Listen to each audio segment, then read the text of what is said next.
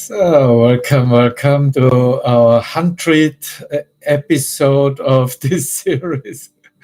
How we reflect and share reflections with the Course in Miracles. And we will just have a few more episodes in order to finish this series. And we will here finish with the original text, what we consider chapter 5, where we find ourselves, and we left it the last time by looking at the ego's use of the guilt, and how Jesus is presenting that in his Course in Miracles was first really directing us to how we should and can think with God. And so this thinking with God is really the part in which we free ourselves from any guilt feelings that are part of the human consciousness, because simply there is a guilt about in the human consciousness about the recognition of its perfection. And because that perfection was not acceptable for throughout all time, through the need of seeing a world in separation, of course, it became to a complete defense strategy in the mind. In this defense, the how should I say that a feeling of being one's own reality, one's own source, has also left guilt feelings in the mind, because that would never be true. We know that we are eternally an effect of God, and God is the cause of what we are, because we cannot be anything else than that perfection of creation itself. And so the last time, or how we what we were looking in the last episode, was also that the guiltless mind cannot suffer. That is an aspect of quality that shows that everything that is experienced in separation, in fear, by fear, that also produces guilt, is really one's own self hallucination, one's own making within the conceptual mind. And so in this second part of this section, we are here talking about the section 6 in chapter 5 in the complete and annotated version, and we made it up to the 11th paragraph, and we made it up to the 6th paragraph in the 5th section of correlating with the 5th section of chapter 5 in the edited version. So if you continue where we left it, we are looking at, okay, here is a part of my own making, how guilt has been used by the ego itself, by that false identity and false notion about myself. Of course, the entire directive, walking with him, thinking with God, with as the Holy Spirit thinks, is of course one of how and what do I need to do in order to live in that liberation of ongoing guilt feelings and the need to feel separate from the source, from God himself. And of course, he will touch here just the other way around.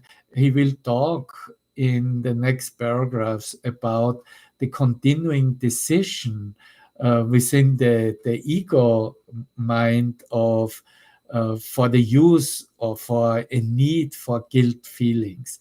And so we see at that point very clearly what our responsibility is in the transformation of the human mind.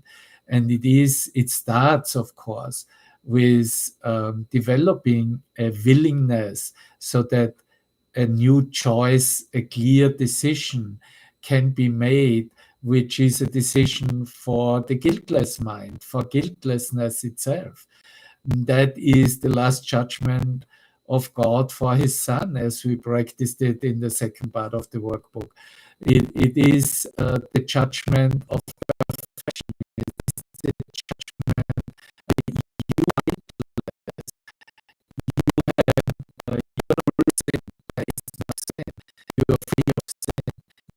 You are a perfect creation. So the creation is an experience in which literally the self-concept and the world disappears. Of course, it needs this choice, this decision within the mind. And so for that guiltlessness, we go along and become willing to change the way we think, to change our mind. That is that part that is called the acceptance of the atonement for oneself, an undoing process of all thoughts that would still linger around or would try to demonstrate, hey, look, you're, no matter what, you have developed your mind very well, you have an awakening experience, but the guilt is still lingering there. So it needs that acceptance of the atonement, of the atonement, of that self-concept that is the direct contact with Christ consciousness. And it is this connection, this uh, union, literally, that will take care of that undoing process. And of course, once we know ourselves as guiltless, as that we have touched, that the mind is no longer holding on to the past. The mind has no need to neither make a reference nor to make a link and connection to the past. Of course, that is the nature of guiltlessness will and wants to come forth to express itself, to give itself away. So our action of mind is then that we are directed to share it. It is literally a sharing of that gift of the Holy Spirit, showing us who we are in truth as a guiltless self. And of course, from that sharing, in that connection with each other, with that what we call everyone in our mind, the world in our mind, is comes, of course, an extension, a bringing of peace to God's Son, to our own self, and that this bringing the peace comes literally from the source experience itself, from the Father, who is the cause of the Son. So I'm just gonna bring that first in perspective, because otherwise it doesn't make much sense to look at how the ego uses guilt if we don't have the real perspective how to come and apply the guiltlessness, because otherwise it's just basically a studying of a thought system that in truth doesn't even exist, but it has been made real in the mind. So therefore, it needs an action, a turnaround, an undoing process, and this is what we call the workbook of A Course in Miracles. This turnaround, this reversal of thought, of perception, this replacement of the old way of keeping it in separation and letting it replace with a thought of love, of light, of peace, is really what this mind training of A Course in Miracles offers you, offers me, offers each and everyone. It's just a matter of coming very clear within one's own mind that this is an ongoing thing, always in the moment. And of course, first there is a prescription, those who are completely new to A Course in Miracles, to do that systematically in a 1 year training period, every day a lesson. So in this second part of A Course in Miracles, we find 365 lessons. But once this is completed and the mind has acknowledged that it is indeed always just one lesson, and that one lesson is the lesson of the day, without having a timeline, without having a perspective of a future lesson, or proceeding on the timeline to a successful transformation of mind, because it doesn't really work like this.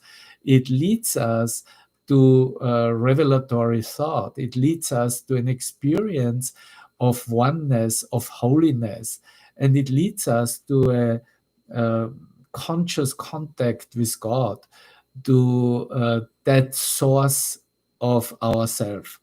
And so to find the purpose of this workbook is by using it, by living up to it, by applying it in daily situations throughout the day. And so I just want to here share a few sentences which are given more at the end of this introduction to all workbook lessons in that second part, where he talks very generally about what this is for and why we are even, why we should do a lesson, why we should practice. And of course he looks with the prospective teacher how to do that very generally, and then gives, of course, in the lessons detailed instructions how to apply it in the daily affairs. And so very generally, he speaks from that overall aim, as it is called and expressed in more at the end of this introduction, that the overall aim of the exercises is, and I'm using here the expression as it was given originally to describe Helen Schackman by Jesus Christ mind himself, is to increase the application of the idea to everything. Yeah, it was then edited to increase the ability to extend the ideas that you will practicing to include everything. But if you don't go there first, he will explain anyway not to make any exceptions, but just to see, hey, here's an idea given or a directive given that is applicable to all of my making, to the entire dream. There's no exception to that where it could not be applied. And of course, this needs to be trained to not make exceptions. But this is a very important point, and something very important to look at, that you will rarely find in other spiritual programs, where you find an application even in your perception of limited thought forms, and it's not just referring to any relationship problems, or to how you deal when you're outside and in nature and in work situation. It is really an application that doesn't make any differences between illusionary thoughts. There is no order of difficulties, neither in how illusions, how the dream is perceived. So, and then he says that this will not require effort. Also, something very, very important. It looks like we have here 365 lessons, but indeed it will not require effort. There's no effort really involved.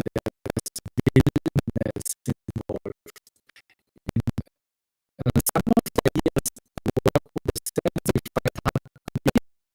and others may seem to be quite startling, but this does not matter. So no matter from which perspective you experience your approach or your connection to that mind training, it doesn't matter. And then he goes into it. You are merely asked to apply the ideas as you are directed to do, as it is described in the lessons themselves. You're not asked to judge them at all. You're asked only to use them. It is their use that will give them meaning to you and will show you that they are true. So here we have it. It is always the application, how a program is offered. How do I want to use it? Do I just want to read a little bit about it and maybe have some thoughts about what I think about it? That's fine too. But if we use those thoughts in order to apply them in daily occurrences and situations as they show up, then we will really find the true value of it. It's for example in the starting from the 1st of January, the lesson of the 6th day is I'm upset because I see something that is not there. And if I'm bringing that along and I'm bringing whatever I think and how it is expressed in emotions, in pictures, in how I perceive myself and the world, and will give me an answer that this isn't really there. What it becomes in the mind is it becomes very reasonable and very natural that there's no reaction needed to what is seen on the screen of the world, because it isn't there. And it isn't there because that will be the lesson for tomorrow. I see only the past, and the past is over and gone. He just finishes up then this introduction by saying, remember only this. You need not believe the ideas, you need not accept them, and you need not even welcome them. Some of them may actively resist. None of this will matter or decrease their efficacy. But do not make any exceptions, as we already mentioned it. Do not make any exceptions, because if you make exceptions, you are holding that, how should I say, special in your mind. And it becomes an idol, literally, with its own power, with its own category and its own reality. And so if you do not make any exceptions, you are learning that there are no orders of difficulties, neither in mirrors nor in illusions. One illusion is like the other. And so if I apply it and in the same way to all illusionary thought forms, they will simply disappear. They will simply show that they are not there.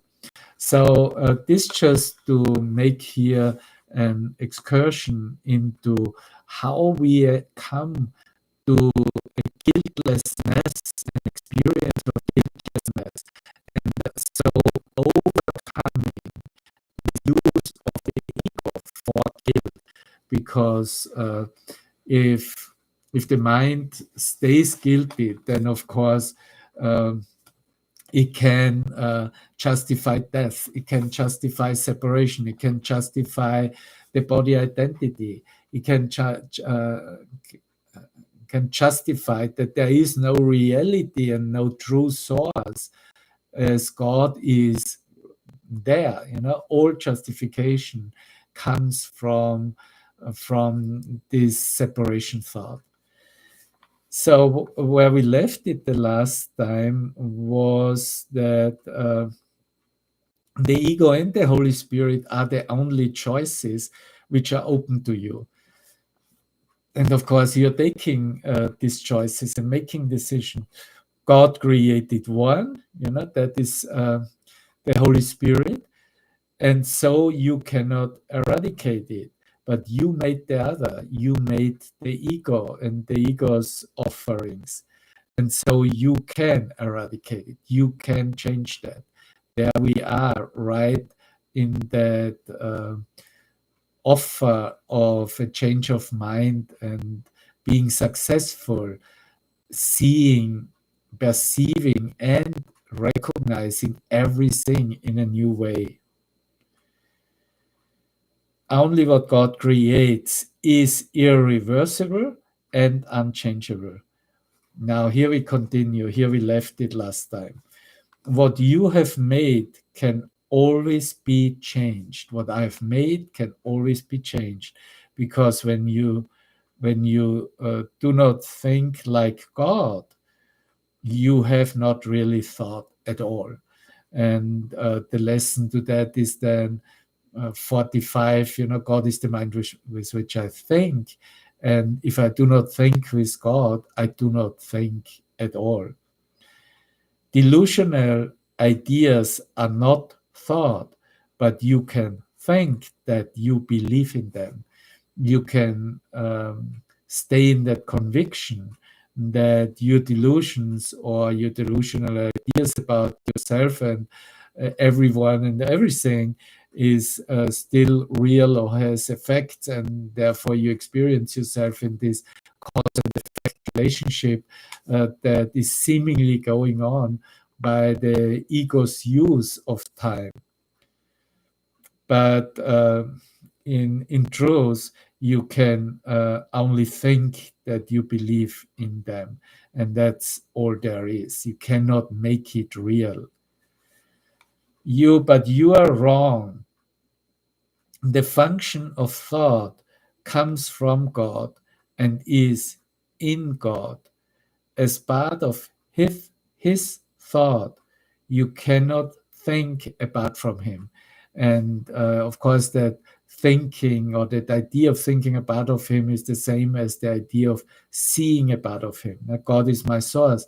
I cannot see apart from him, is then lesson 43 teaching us in a moment, and if we go along with the workbook. Irrational thought is a thought disorder. About disordered thoughts. And of course, those disordered thoughts need an alternative that shows what the true identity is. So the disordered thought about guilt feelings needs to have an alternative of an experience and recognition of the guiltlessness of the Son of God, of our own true identity.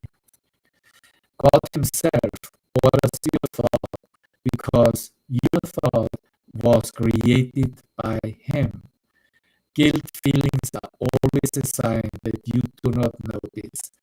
And it's also a sign that you are adamant, literally, to be right with your own self-made thoughts. So it is very, as you see here, it becomes very, very necessary, inevitable, to align that with his mind, to have a complete change about that. Guilt feelings are always a sign that you do not notice that the ordering of through the higher power, through the mind of God himself, the Holy Spirit, because the thought about ourselves, the self-thought, is created by God. And of course, the ego will always deny that. They also show that you believe you can think apart from God and want to. Every thought disorder is attended by guilt at its inception. So guilt will always be there with disordered thoughts. And maintained by guilt who believe that they order their own thought and must therefore obey its orders, obey the dictates. It was then brought into perspective. Guilt is inescapable for those who believe that they order their own thought and must therefore obey its orders. This makes them feel responsible for their mind errors without recognizing that by accepting this responsibility, they are really reacting irresponsibly. The sole responsibility of the miracle worker is to accept the atonement. As we were saying, how we come from guilt feelings to guiltlessness. And if your responsibility as a miracle worker is to accept the atonement, and I assure you that it is, Jesus says, then the responsibility for what is the atonement for,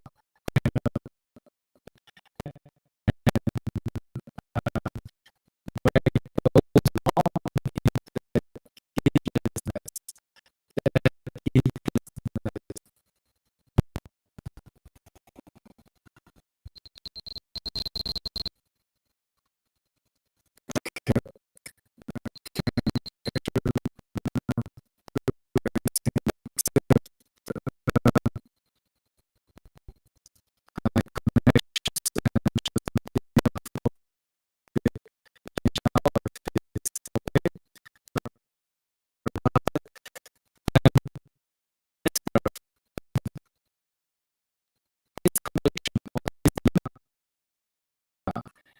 Cannot be resolved except by accepting the solution of undoing. It is called an undoing process. It cannot be resolved except by accepting the solution of undoing. You would be responsible for the effects of all your wrong thinking if it could not be undone. Wow. The purpose of the atonement is to save the past in purified form only. If you accept for the thought order, for the thought disorder, and the remedy whose efficacy is beyond doubt, how can its symptoms remain?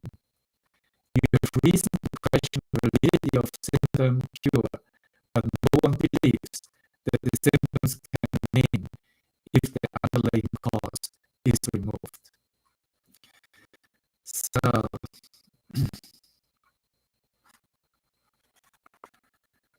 okay, so please let me know if there's still a problem with the microphone or how you experience it. Is it too low or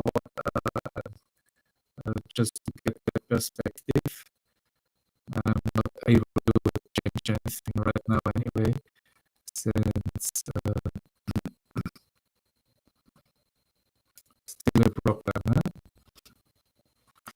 Okay, maybe I can see here.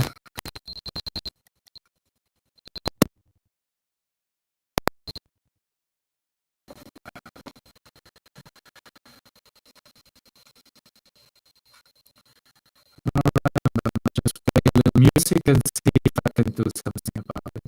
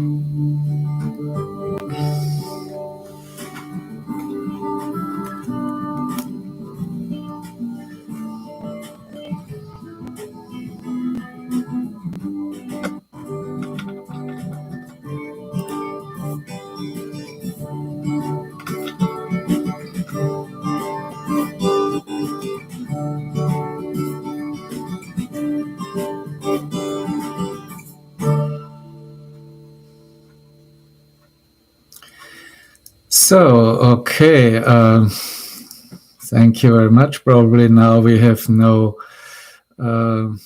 picture anymore because it stays with the one. It's okay. That's what it is when you make changes on YouTube. It just gets worse. It could be that the microphone went through that input of the camera. Anyway, I'm just gonna try here my best and just let that go for a moment. So the sound is clear now. Okay, well, then it might have changed the microphone settings, and the picture is then just the one picture where it froze, yeah?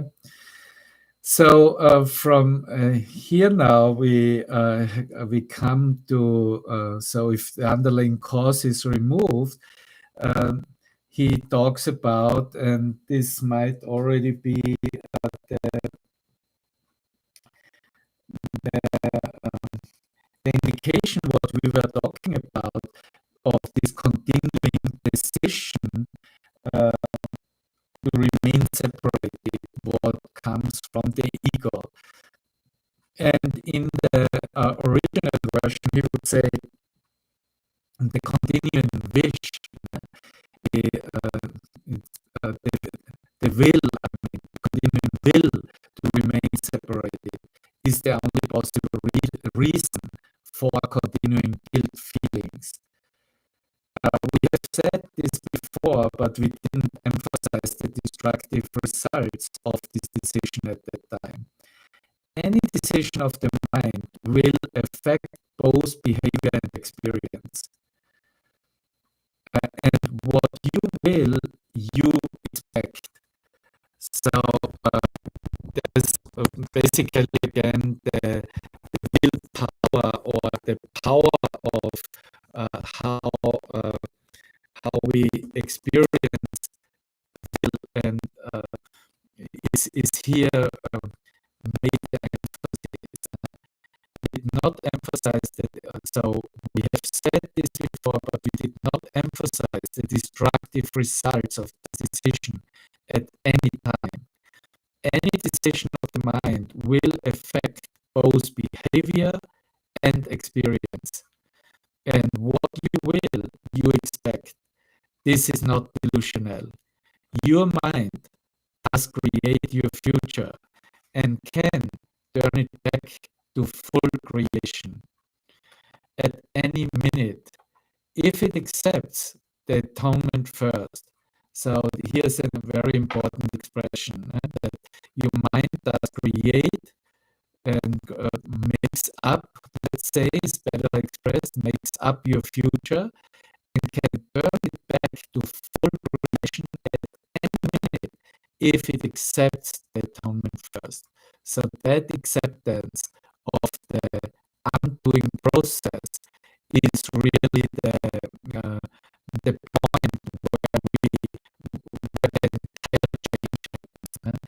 It is always okay that there would be also the example with the sound and how it is experienced that can undergo a change, and it's not in the other. It's like, hey, you check your microphone.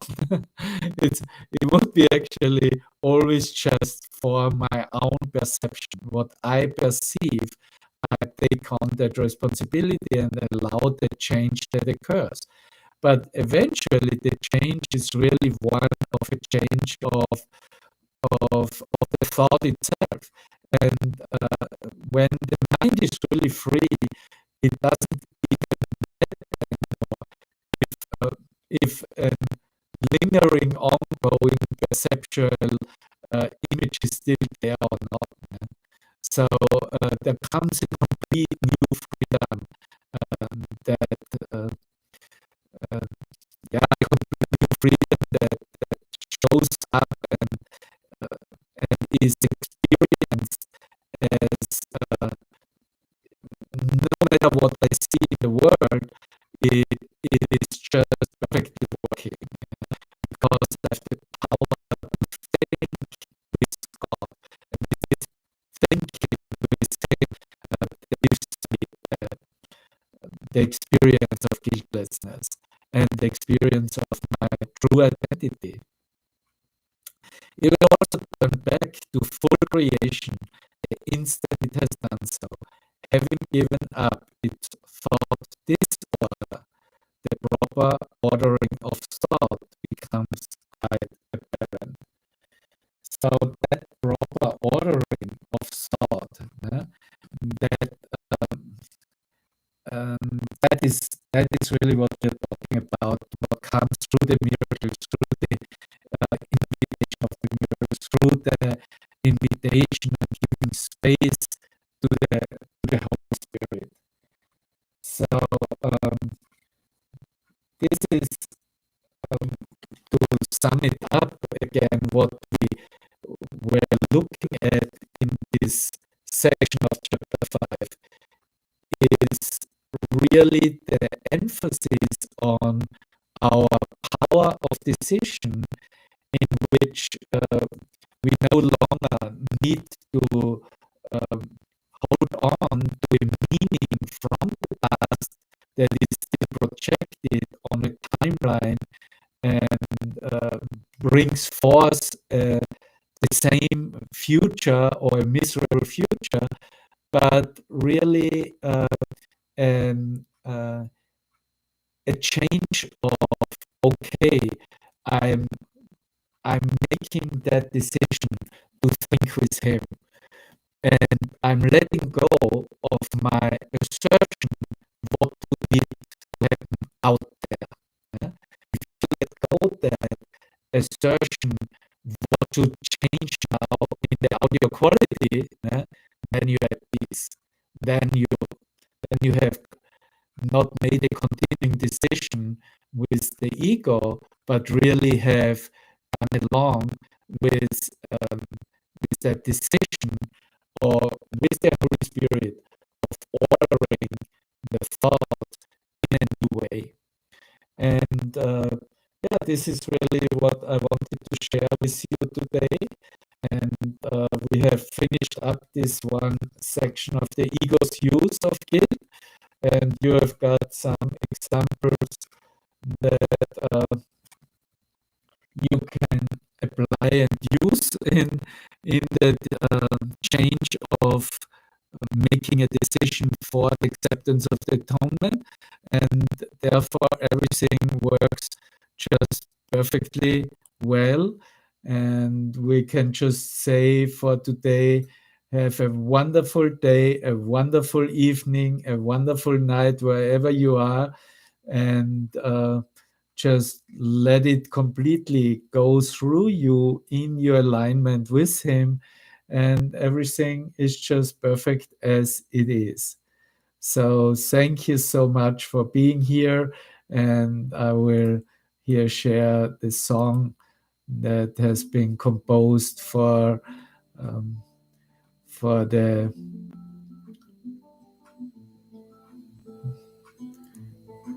movie that Course in Miracles International did, the Course in Miracles Unleashed.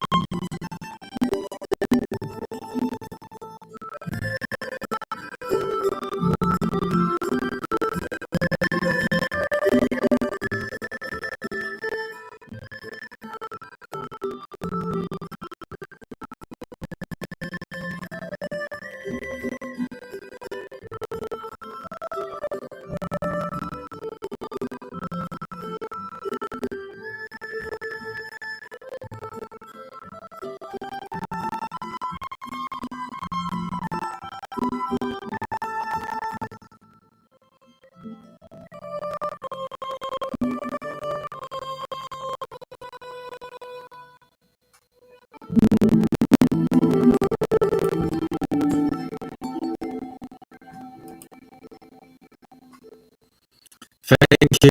Bye-bye. Thank you. And I mean you, because you are the Holy Son of God. There's no difference between you and the Father, no difference between you and Christ. I love you. Have a most wonderful day. Bye-bye.